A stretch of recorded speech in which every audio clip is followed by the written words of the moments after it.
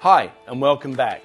So what we're going to have a look now is, previously we've looked at the X1, which is our awesome single phase EV charger by SEVR. What we're looking at now is we're looking at still a domestic / commercial charger now, because what we're going to look now is this is a 22 kilowatt. Now there are some magnificent differences here. 22 kilowatt is going to charge your car really quickly, and that's all awesome. This 22 kilowatt charger has lots of features. It comes with the lead attached, as you can see in the pictures, but this now requires a 3-phase circuit out to it. Now, by what we're talking about is single phase in your domestic home will operate your toaster, your kettle and things like that. Okay, they're only a little 10 amp circuit, so you need a specific circuit for the X1, which will take you up to 32 amps. This here has 3-phase. Now 3-phase, there are a lot of houses out there that do have 3-phase in them, and they'll have 3-phase air conditioning and things like that. But this here is a 3-phase 32 amp circuit to get your maximum 22 kilowatts. Now you can scale it back if you wish, you can run it back, there's an 11 kilowatt or whatever you need, but this is a 22 kilowatt version that we're looking at here. Now, let's go through a bit of the stats. We can see it's a lot bigger straight away.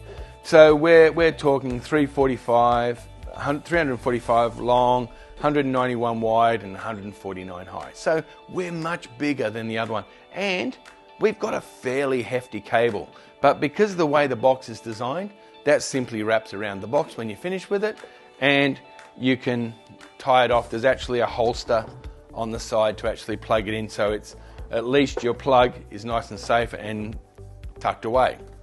Right, so let's have a look at this. 3-phase, up to 22 kilowatts, 32 amps.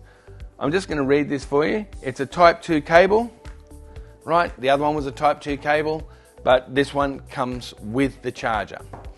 There are accessories that are available. This is a 400 volt plus or minus. Okay, so 415, standard 3-phase, not 2-phase in this instance, but 3-phase and neutral as well.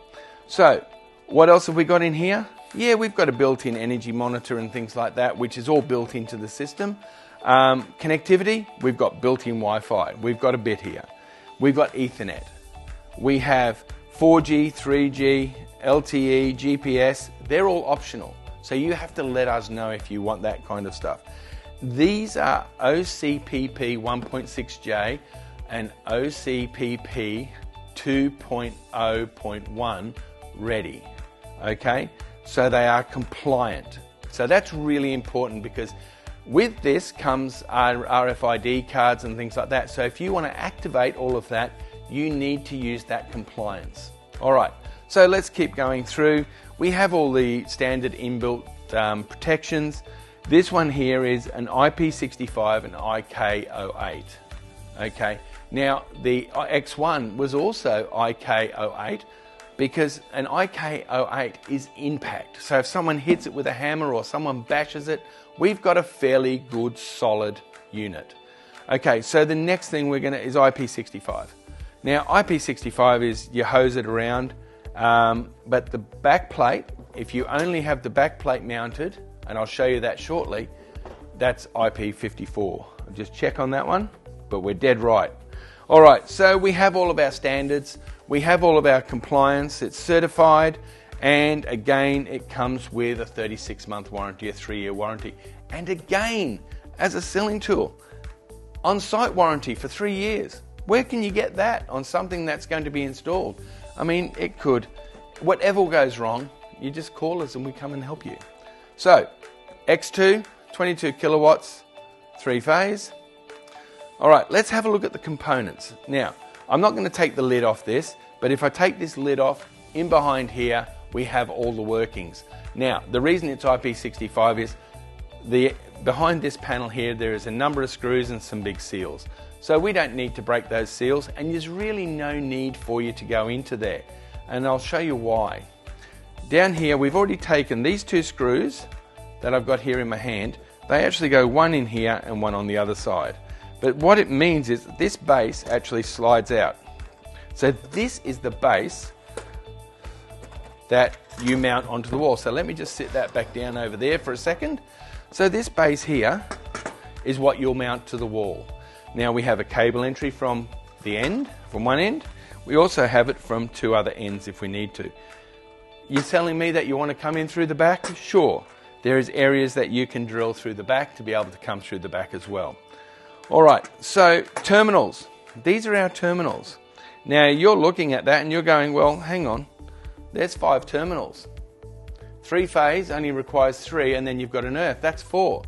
We require a neutral. So it's 3-phase, neutral and earth. And it is all marked, all nice and clearly on the actual one. The marking on this one is a bit non-existent because this is actually a prototype base.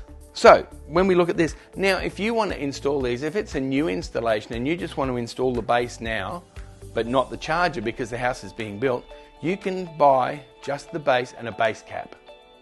So the base cap screws over here, locks in, and and nobody can get to those terminals. But when you're ready to install the charger, it's as simple as bringing the charger over, sliding it on, and that's it. Push it down. Because underneath here, we have these pins, right? We have these pins, and those pins lock in to those areas there. All right, so, and these are all tensioned to the size of this, so you get a really good solid connection. And you can also notice the size of them. They're not small and weeny ones, they're actually good solid connection bars. All right, nearly the size of a bus bar. And they go in and they're directly onto the PC board, which is inside there. All right, so a lot of thought has gone into these. Like I said, this base is one that we have been playing with for a little while, so it is a little knocked around. So, again, we have our inbuilt circuit protection. So before with the X1, you heard me talking about RDCDD and RCD and the two differences. One is to protect your property from any feedback, DC feedback from your car. So remember your car, it has DC batteries in it, okay? So when those DC batteries are full and they may start to feed back, but your charger within your car will actually protect that. So what we're doing is we've got secondary protection in all of the SEVR products to prevent that DC getting back into your home, your property and anything, and causing any damage to likes of inverters, solar, and things like that. So always think about that. Make sure it's got those facilities. Okay. So, and this is again up to a 32 amp circuit, okay? 3-phase, active, neutral and earth. What have we got here? We've got the installation diagrams and we show you how to do this and we explain it all to you. So you'll see behind me now as part of the PowerPoint presentation some steps that you have to take. And I've included these steps so that you've got something you can refer to at any time. The next thing is our operation status. Now, I won't go through all the status indicators, but we have status indicators on here. But all of this information is actually in the box or on the website. Now that also goes for the fault message indicators. So when we look at the charging guide, this actually goes through a series of lights to tell you when it's charging. So that is sitting here behind me on the presentation because I've done the various stages of starting up, ready, charging, fault, whatever it might be, or connecting to the car, because it will actually talk to the car before it actually starts to do anything. Now, warranty registration, you must register this warranty. How can I provide you the 3-year on-site warranty if you don't spend 5 minutes and register the warranty? Because if you've registered the warranty, that means if you phone up and there's an issue, we can get straight onto it. We know where the product is, we know what the issue is, and we can guide you to getting it sorted out as quick as possible. For 3 years. Who else offers that? What I have done is you've got a picture of the different plugs. Now, it's only a very brief one.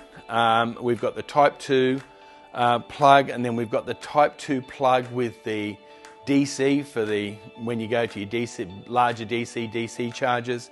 we've got a bit of an idea to give you an overview of what the different plugs are, and then we've got the male and female pictures to show you what the actual pins are when you're looking at them. So this is to help you if you get any questions or you come across a situation that's not working properly or you don't understand it. What we're trying to do is give you as much information as we can to help you understand the difference in plugs and things like that. We didn't go to the Chandemo or anything like that. We've stayed solid with the Type 2s in this instance because they are the most popular. Okay, so the next thing I want to talk to you about is with this 22 kilowatt charger, these are OCPP 1.6J and OCPP 2-0-1 protocol compliant, which means, what does that mean? That is open charge point protocol, which means there is a lot of people within this whole compliance area where you can actually connect your apps and start doing charging and things like that. You need to connect to one of those, create the app, and then you can use your RFID and things like that to stop and start. So these, when you're looking at the larger ones and DC to DC chargers, you need to make sure that they are compliant. So at 1.6 it allows this much. At 2.0.1 it allows this much. So as we grow and as this open charge point protocol compliance, actually the communication part of it grows, so they will grow, and you might end up at 3.0.2 or something like that later on down the track. It's continually growing, and what it's doing is it's adding security and advancements all the way through for EV chargers, because most EV chargers like this 22 kilowatt might go into a commercial situation where it can be charged. So you can pull your car up, it'll have on there, it's associated with someone like ChargeFox or EV or any of those, and you can actually come in, tap, and it'll charge. And it'll just charge your credit card or something like that, all right? So, but these ones here are commercial for, fast charging of cars and things like that. It will charge your car faster than the X1, but then again, you are looking at a 3-phase installation opposed to a single-phase installation. 22 kilowatts opposed to 7 kilowatts. Really important that you remember that.